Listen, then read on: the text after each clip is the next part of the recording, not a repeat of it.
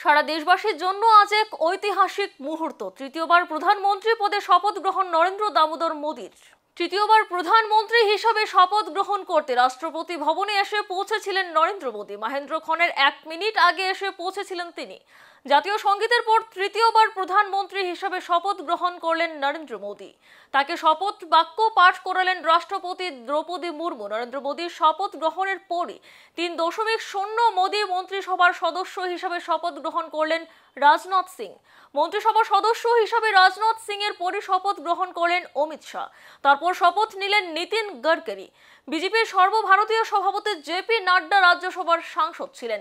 আজ মোদী 3.0 মন্ত্রিসভার সদস্য হিসেবে শপথ গ্রহণ করলেন তিনি। নরেন্দ্র মোদী 3.0 মন্ত্রিসভার সদস্য হিসেবে শপথ নিলেন মধ্যপ্রদেশের প্রাক্তন মুখ্যমন্ত্রী শিবরাজ সিং চৌহান। অন্যদিকে লোকসভা নির্বাচনে প্রতিদ্বন্দ্বিতা না করেও মন্ত্রিসভার সদস্য হিসেবে শপথ নিলেন নির্মলা সীতারামন।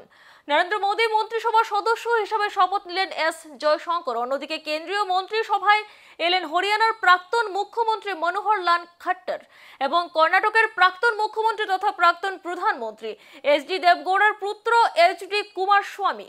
প্রধানমন্ত্রী এবং কেন্দ্রীয় মন্ত্রী পরিষদের অন্যান্য সদস্যদের শপথ পাঠ করাবেন রাষ্ট্রপতি Droupadi Murmu. Report news vigilante.